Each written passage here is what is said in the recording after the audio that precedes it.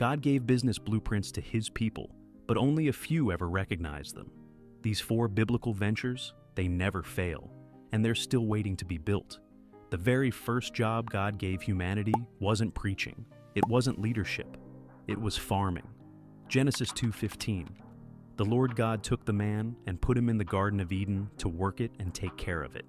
Before sin, there was work. And that work was agriculture. Farming is more than food. It's stewardship. It's sustainability. It's creating systems that feed generations.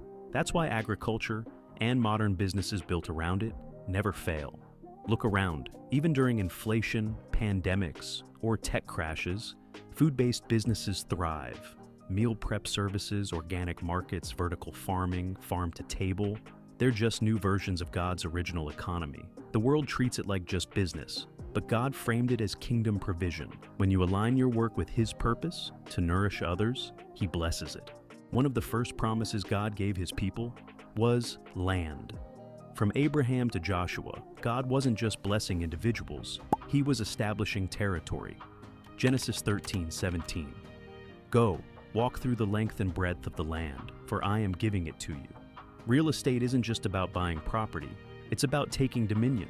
When believers step into ownership, they shift from renting space in the world to ruling within it.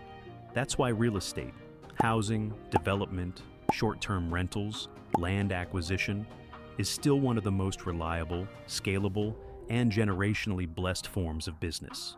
And when it's done with purpose, not greed, it becomes a tool for ministry, housing the hurting, building safe communities, funding missions.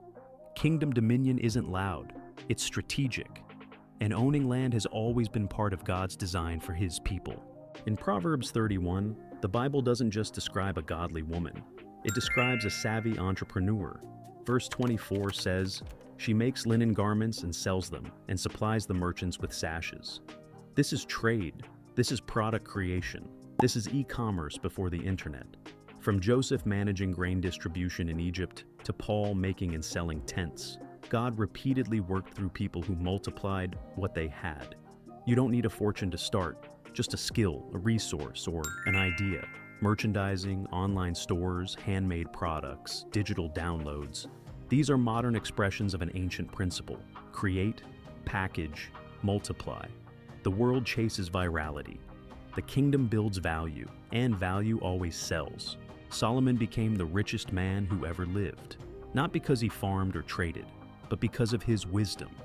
1 Kings 10:24. The whole world sought audience with Solomon to hear the wisdom God had put in his heart.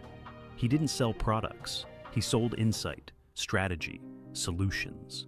Today we call this consulting, coaching, mentoring, teaching, and yes, even content creation.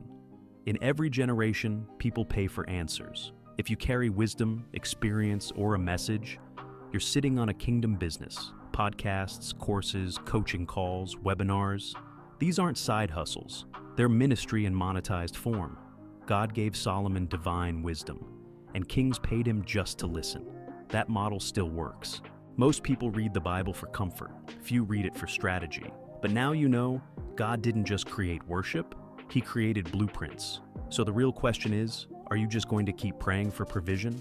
Or will you build with the tools He already gave you?